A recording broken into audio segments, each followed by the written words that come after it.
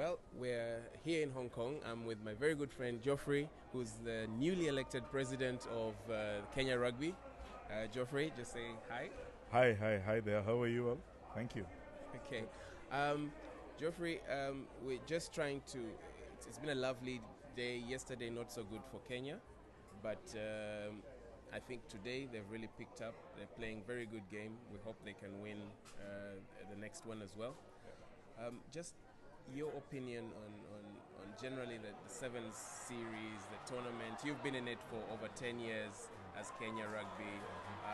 What are the learnings? What can Rugby Africa do to help a country like yours get even better and avoid any performance issues? Okay. Thank you. I think our journey through the Sevens has been a challenging one because of the resource challenges. But the boys have always come out and put their best foot forward, been very competitive. I think we've beaten just about every team that has played in the circuit. Our biggest challenge is to have consistency of performance so that year in, year out, we are up there with the big boys. So if you look at last year, we did pretty well. This year has been more challenging. One of our big challenges is really building depth across the teams. If you look at every team, if you look at the current Springbok team, it's relatively new. If you look at Fiji, again, a lot of new players this year. But the introduction of new players doesn't lead to a drop in the standard. They're still up there with the rest. And actually, it goes up as it gets absolutely. Tougher, yeah. And for us, that has been the challenge, that the gap between the more experienced players and the players coming into the series is big. And that's why we've had sort of the mixed performances this year. We didn't expect to be in a relegation dogfight, but judging by where we are today, it's tough. But the boys are really standing up. At least 6 new experienced players joined the team for this leg. Yeah. Obviously, first day they have to shake off the shackles. Yes. They've been playing 15s, yes. and the pace of the game is quite high. But now I can see today at least they've woken up on the right side, and yeah, we look forward to doing much better this leg. Okay, from a Rugby Africa point of view, by playing in the circuit, I think back at home there are a lot of young boys who want to be the next Collins and Gerard, the next Andrew Omonde. Yeah. And they've seen them come and deliver on the big stage.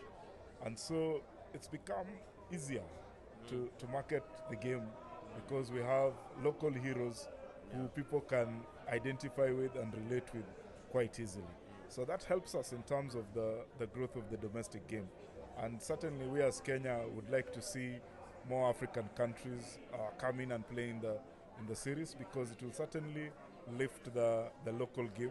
Yeah. Also from a corporate point of view, a lot of corporates get interested because you're playing on the world stage. The TV viewership in such a tournament and across the 10 legs is huge. Yeah. I mean, it connects us with a lot of the Kenyans in diaspora.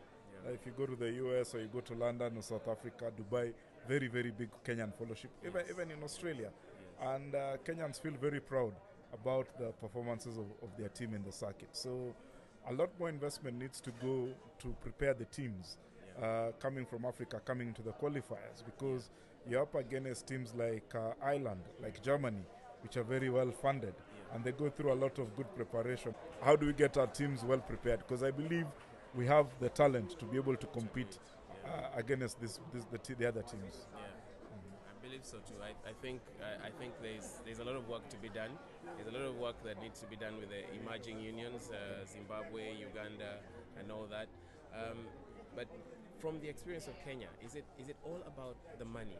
Is it all about the money, or is there something else that you feel might be required, or more funding to the players, more funding to the unions? Is that one of the keys that Rugby Africa should be focusing on?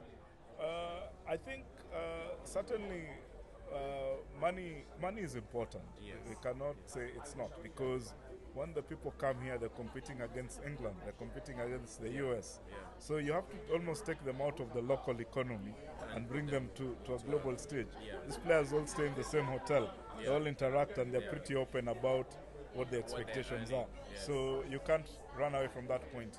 But other than that, I think a lot more can also be done to develop depth in the local game.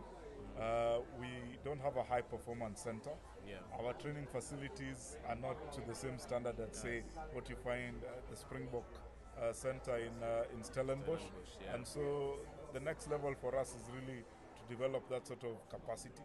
Also from a technical capacity point of view, I think there are certain areas in our game, not just in the sevens, also in the 15s, where there are weaknesses. We've just gone through a review with Steph Nell of Rugby Africa and World Rugby, identifying some of the areas where long-term we need to develop some of the specialist skill areas, so that when we come here, we are a lot more competitive.